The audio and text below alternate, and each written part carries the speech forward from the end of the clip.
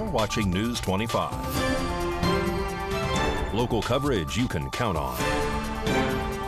News 25 is brought to you by J.K. Nelson Law, voted best of Pahrump for 4 years. Give them a call, 775-727-9900. News 25 is also brought to you by Gunny's Air Conditioning and Heating. New, service, and repair. Call Gunny's, 775-727-6800.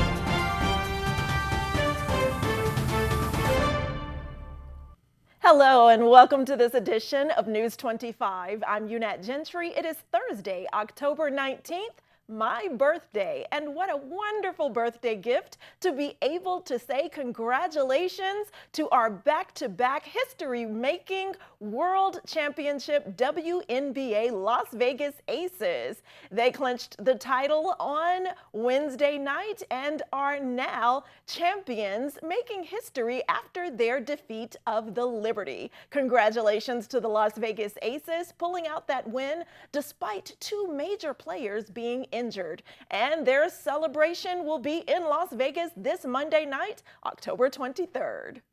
And turning back now to more local news, 17 suspects are now arrested following a child sex predator sting. Earlier today, October 19th, 17 suspects were arrested as a part of an undercover sting operation this month, targeting sex child predators, according to Las Vegas Metro. The two-day Internet Crimes Against Children joint operation had undercover agents posing as 13 and 14-year-old juveniles, according to a press release by Las Vegas Metropolitan Police Department. The suspects solicited the agents for sex, and there were meetings set up. This is when they were taken into custody. Las Vegas Metro identified the 17 suspects as Randy Thompson, age 38, Jazoni Hickman, age 20, Sazu Brown, age 20, Angel Rivera, age 40, Esquipper Monsecchero, age 36, Daniel Frenstel, age 39, Robert Kafaka II, age 39, Scott Rotolo, age 34, Tanner Castro, age 26, Pablo Martinez, age 44, John Agadar, age 35, Peter Forseth, age 64, Andrew Sogston, age 42, Jonathan Adame, age 31, Santiago Guzman, age 40, Everardo Esquivo, age 22, and Christian Valera Rodriguez, age 38. They are all facing charges of luring a minor with a computer to engage in sex. Anyone who believes they might have been a victim of one of these suspects or has information of any other possible crimes, they are asked to contact the Las Vegas Metropolitan Police Department's Internet Crimes Against Children Task Force at 702-828-3111.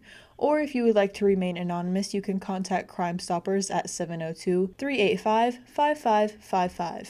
We turn now to a motorcycle crash that happened earlier today on Barney Street. And of course, News 25 was there and spoke with Fire Chief Scott Lewis to get details. Early this morning, just before 11 o'clock, we were dispatched for a report of a two-vehicle accident in the area of Highway 372 in Barney. Specifically, we were dispatched for a report of a motorcycle versus a SUV. Arrived on location and found a significant injury to a motorcyclist as a result of that collision.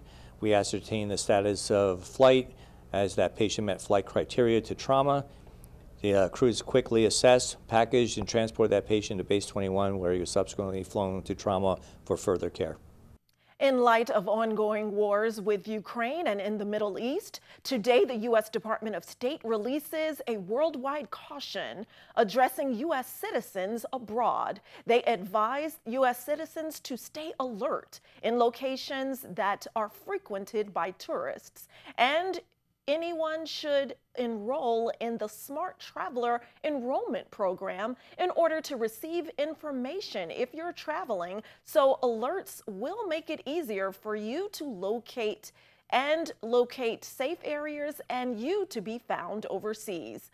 And finally, you should follow the Department of State Facebook page, and that is also going to be connected to their other social media platforms. The Smart Traveler Enrollment Program is available online, and if you know of anyone currently overseas who might not have heard the news, please inform them about these helpful safety tips from the Department of State.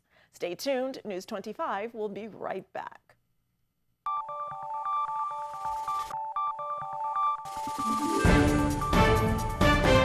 You're watching News 25. Local coverage you can count on.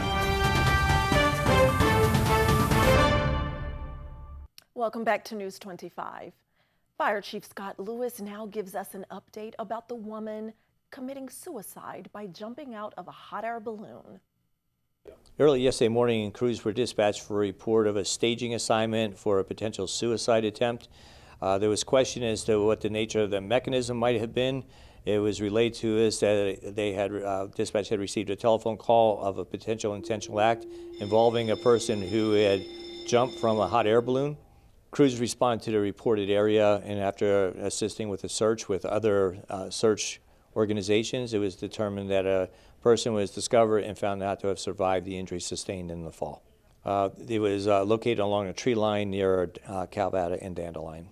In more international news, the death toll in the Israeli-Hamas war rises to more than 3,000 after an Israeli airstrike occurs earlier today. Meanwhile, inspections begin for the long-awaited humanitarian aid for Palestinians. RJ Camacho reports. Humanitarian aid, while now being allowed to come into the Gaza Strip, albeit in limited quantities, is still awaiting to finally be allowed in. According to President Joe Biden, late October 18th, Egypt's president, Abdel Fattah el-Sisi, has agreed to open the border to allow in the 20 trucks carrying humanitarian aid. However, not only is the aid contingent on coming in via limited quantity, they are also subject to inspections before they make it into Gaza. However, the most important rule regarding this is that should any of the aid be confiscated by Hamas, the allowance of said aid will end. At approximately 10:56 a.m. today, on October 19th, inspection began for the humanitarian aid promised for Palestinians within the Gaza Strip. A UN flag was raised at the crossing between Egypt and Gaza in order to protect it from Israeli airstrikes. Observers from the UN will be inspecting the trucks carrying the aid before the trucks make it into Gaza. The UN members will be doing so alongside Egyptians and Palestinian Red Crescent societies in order to ensure that it is given to civilians and not Palestinian militants.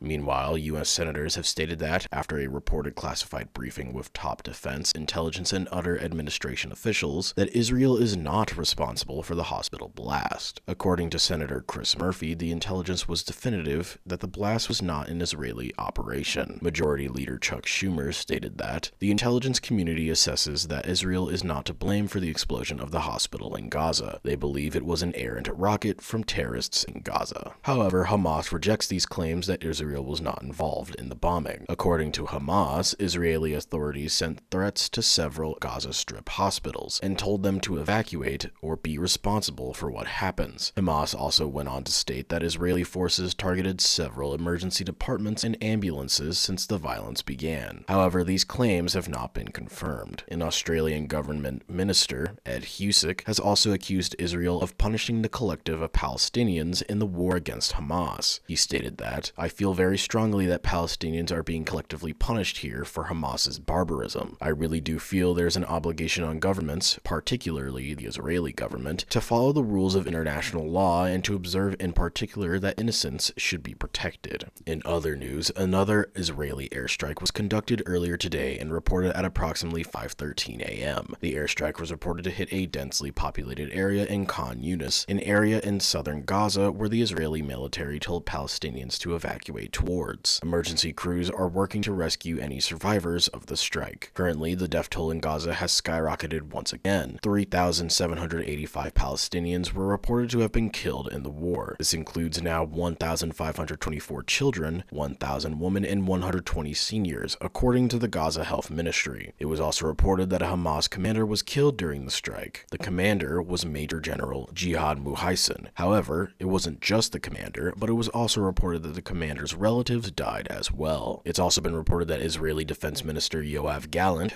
has urged Israeli infantry soldiers to get organized and be ready to move into Gaza. Gallant stated that, "Whoever sees Gaza from afar now will see it from the inside. I promise you, it might take a week, a month, or 2 months until we destroy them," he stated in reference to Hamas.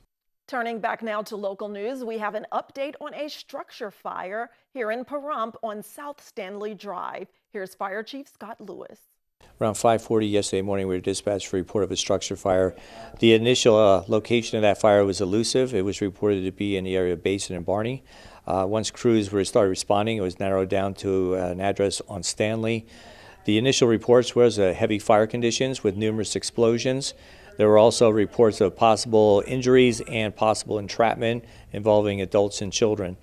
Crews were radioed each other while responding and created a potential rescue plan utilizing what's called a blitz attack, which means preparation for large amounts of water to be delivered in a very short period of time on the fire.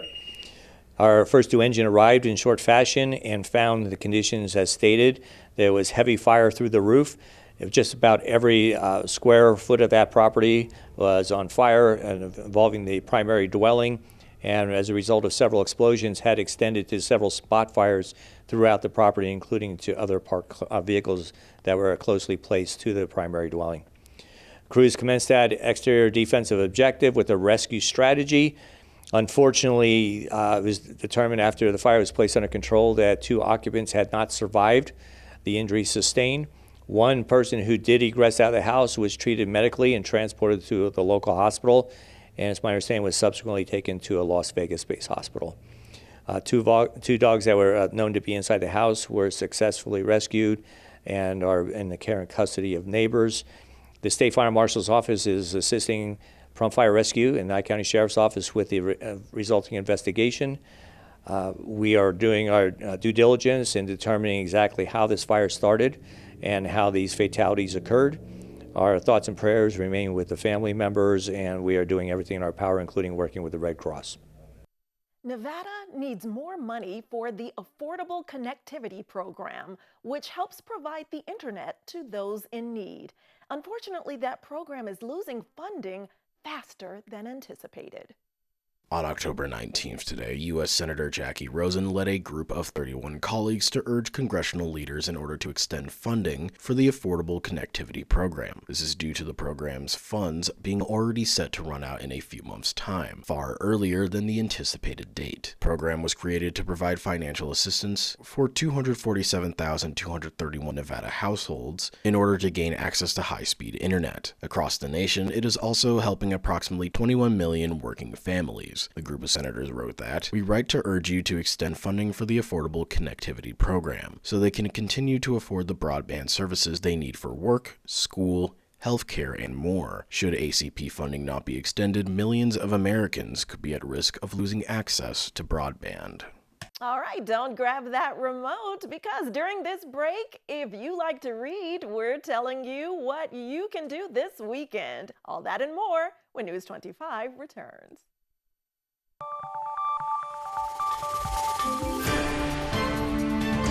You're watching News 25. Local coverage you can count on. News 25 is brought to you by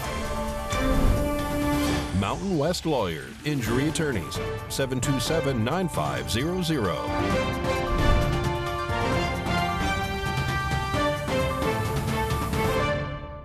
Welcome back.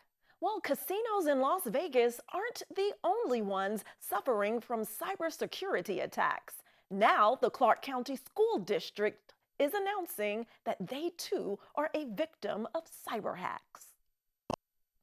On October 16th, the Clark County School District announced to the public that it has faced a cybersecurity incident. According to the Clark County School District, the incident allowed the unauthorized party to gain access to the personal information of some of the students, parents, and employees. However, what that information actually entails has not been stated. The district was also reported to be aware of the hack since October 5th. An unnamed spokesperson with the Clark County School District stated that, upon discovering the incident, CCSD immediately engaged a team of forensic experts to investigate the incident and ensure that CCSD operates within a safe and remediated email environment. CCSD is also cooperating with law enforcement's investigation. The Clark County School District has established a dedicated assistance line that can be called should anyone have additional questions about the incident. The number is 888-566-5512. That's 888-566-5512. 5512. In entertainment news, earlier this week, R&B legend Usher receives the key to the city in Las Vegas as part of his residency in Las Vegas and ahead of his iconic upcoming 2024 Super Bowl halftime performance in Las Vegas for the NFL. And now nostalgic pop band Yellow Card is receiving the key to the Las Vegas Strip. October 19th today, pop-punk band Yellow Card was awarded keys to the Las Vegas Strip. Yellow Card was a band that debuted back in 2003 with their album Ocean Avenue. However, 14 years later, they had broken up. In 2022 last year, the band reunited for what was supposed to be their only performance at Chicago's Riot Fest. However, after that festival, they announced that they would be officially reuniting. Ryan Key, the band's singer and songwriter, stated that, "This is such an unexpected and incredible honor for us. When we first moved out to California from our hometown in Florida back in 2001, Las Vegas was one of the cities that became crucial to the growth of the band. So many memories of driving the van over the hill and seeing the lights from the Strip on our way to those early shows." The 14th annual PDOP Pumpkin Days is this weekend, and News 25 is speaking with the president, who tells us more. We're down here at the Ian Deutsch Park getting ready for PDOP Pumpkin Days. This is our 14th annual Pumpkin Days, and it's going to be an amazing time. We have all of our traditional events, the fire truck, the haunted house, the hay maze, the hay pyramid, the hay ride, amazing fall food. We're going to have our kettle corn, cotton candy, snow cones, slushies, the usual. And again, this year we're going to have the riding bull, which is always an amazing time and is included in your admission. The admission is $5. That gets you access to all of the activities in the event, or $10 if you want a weekend pass to access the park. We have the Monster Dash on Saturday morning at 8 a.m. here, which is a 5K run. That's our regular race that helps support Pumpkin Days. We also have a costume parade Saturday at 4 p.m. and a spaghetti eating contest Friday at 5 p.m. here at the park. It's going to be an amazing time. Come down, support the special needs children in our community, and have a great time while doing it. You can call us for more information at 702-516-0847. You can access us on the web at www.pdop.info, or you can find us on Facebook, Pahrump Disability Outreach Program. The event is going to be Friday from 3 p.m. till 9 p.m., Saturday from 9 a.m. to 9 p.m., and Sunday from 9 a.m. to 5 p.m. Come on down and have a great time. And now Bill Perna from Valley Electric Association is here telling us all about weatherization. This segment of News 25 is brought to you by Valley Electric and its family of companies focused on serving our members. We're better together. So it's getting to that time again this year. It's going to start getting colder outside, and that means that your heating bills are going to start going up.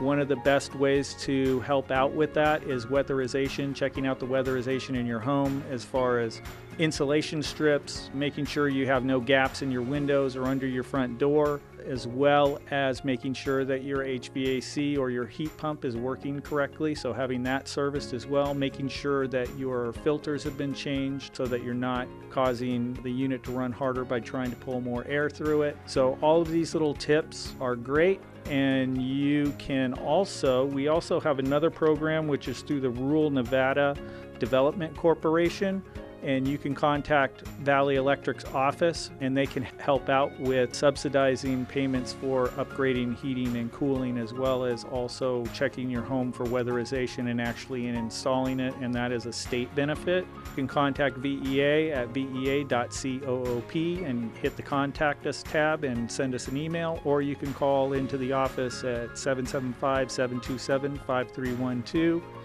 dial 1 for electric, 3 for billing, and you'll get to a live customer service representative that'll help you out and explain any and all assistance programs if you're having a tough time paying your bill. News 25 WeatherCam is brought to you by Lerner & Rowe Injury Attorney's Office in Pahrump. In a wreck, need a check? Call 702-877-1500. Let's take a look outside our Lerner & Rowe weather cam at this gorgeous October weather. Slight breezes, but it's not too hot, not too cold. A closer look during weather after the break.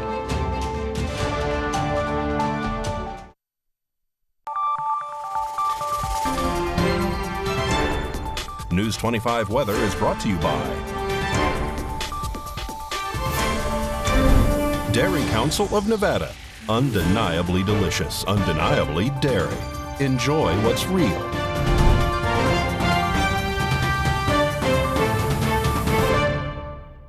Hi, good evening, Nevada. It's John Kohler from the KPVM Channel 25 Weather Studios all up and down the Ace Country Radio Network and to your mobile device on Facebook. Oh, that's worldwide. Fernley and Fallon looking like weather twins up north at 81 degrees. Today, Carson City almost got in on the action at 83. Tonopah, not in on the action. They love the cool weather, and it's 79 degrees. You're the Cool Spot Award winner with Goldfield at a solid number 2 with 80 degrees, 90 degrees out in Beatty. It's 95 in Amargosa, makes them the hot spot. Las Vegas, perfectly in line with that at 92. And Death Valley, 105 degrees, and you can drive there. Perfect, like you'd want to. Okay, here in the Paradise of Pahrump. Let's take a look. 91 degrees is our current temperature. 93 is the today's high. Winds out of the west and southwest, just 5 miles per hour. Felt good. Sun rose this morning at 6:54, setting this evening. Look forward at 6 bells plus 2. Ring-a-ding-ding-ding-ding. Ding-ding. Low tonight, 57 degrees. And humidity at 22%. Tomorrow smells like maybe some clouds. No, we don't have clouds till Saturday, it looks like. Tomorrow, sunshiny day, 91 degrees, a great start to the week. Winds throughout the week, about 10 miles per hour or less. Yeah, clouds drift in on Saturday and then on Thursday. But the big story is kind of look at this weather trend here. We started at 91, we get down to 75. We're dropping 15 degrees, kind of on average over the next week. But that's fall time. It's nice fall weather. We like that. Not too hot. Not too cold, just right. All right, back to the desk. Here's Jeanette. Thanks so much, John. And all you avid readers out there, if you're looking for something to do this weekend, the Las Vegas Book Festival is being held this Saturday, October 21st, from 10 a.m. until 6 p.m. at the historic 5th Street School at 401 South 4th Street in downtown Las Vegas. And this year's headliners include celebrity authors like Terry McMillan, Ana Reyes, Rebecca Yarros, and Malcolm Nance. And there will be plenty of other activities for the entire family there. So be sure to go out and bring your book to get autographed. For more information, go to LasVegasBookFestival.com.